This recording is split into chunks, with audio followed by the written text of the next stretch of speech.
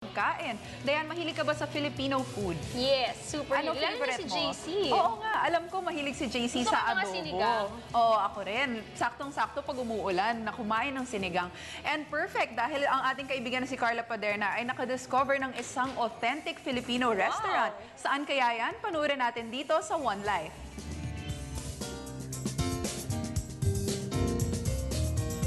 Ngayon sa pusod ng Marikina City para makatikim ng mga authentic Marikina dishes. Kaya halika, samahan niyo ako dito sa kusina ni Kambal para matikman ang mga pagkain na to. Let's go! Hindi tayo dito, dun tayo sa Kapitan Moy. Halika na!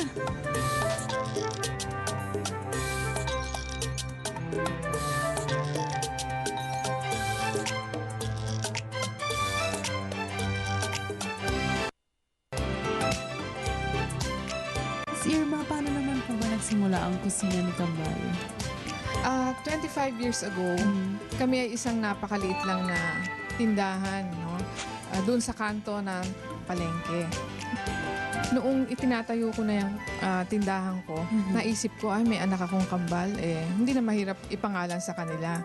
Yung mga taga Marikina na nagpupunta dito, at kahit yung mga dayuhan, ay syempre hinahanap nila, ano ba yung mga specialties ng Marikina? Kaya dito, nagsaserve kami talaga everyday ng mga specialties ng Marikina. Pero dito sa building na to, na ang tawag natin ay Kapitan Moy, kadalasan na inilalabas dito for lunch or breakfast ay itong mga ito. Chicken adobo, wak na toy, at everlasting. Siyempre may palito. Ang palitaw din. Ano po itong wak na toy? Parang ngayon ko lang narinig to. Yan, version ng menudo na Marikina style yan.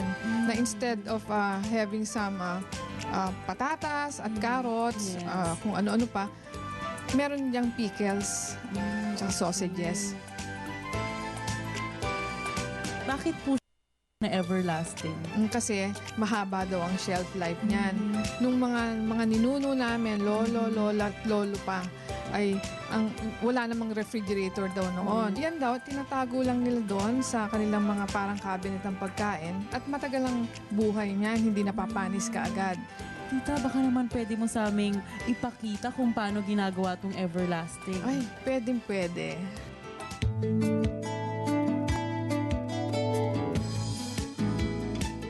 Okay, so ano po ba ang first step? Gigisa tayo ng bawang. Translucent na ang sabi nila doon. Medyo malinaw-linaw na yung sibuyas at saka hindi naman nasunog yung bawang. Pwede nang ilagay ang chorizo. Pinong-pino naming nihiwayan para hindi nakikita sa lamera. Pwede na natin ilagay ang giniling na baboy. Hilig ako sa pickles. Yan yung nagbibigay ng tamis at saka asim dun sa everlasting. Then, pasas. Para matamis din, di ba?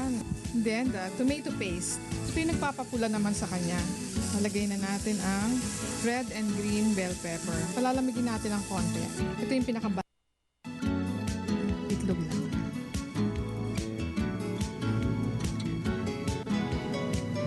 Ilalagay na natin. So, after 30 minutes, ito na siya. Wow, ayan na. Ito na yung ginawa namin na everlasting, tapos na. O ayan mga boss, nakita natin kung paano gawin ang everlasting. O diba, madali lang bala. Basta kailangan mo lang maglaan ng oras para magluto nitong everlasting. O Tita Irma, i-invite mo naman ang mga viewers natin. Matatagpuan kami sa Kapitan Moy o kaya sa aming office na nandito rin sa banda rito sa Kapitan Moy. At ang telephone numbers namin ay 369-8946.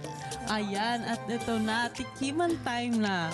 Ako, gusto kong tikman itong lahat. Sige, itong wak na to. At ito na, ang everlasting.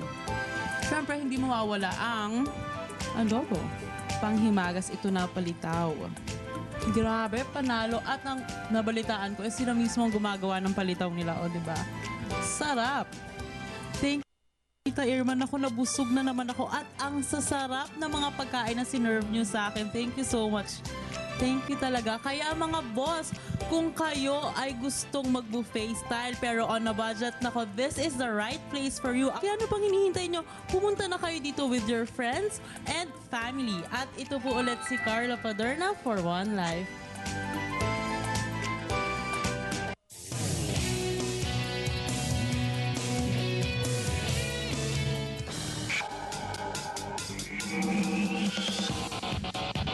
of the latest in the world of sports. PCB Sports. Ang pambansang programang pampalakasan. Samahan si Snow Padua, Meg Shozon, Dennis Principe at Nicole Ramos. Tuwing alas 5 ng hapon, dito lang sa inyong telebisyon ng Bayan.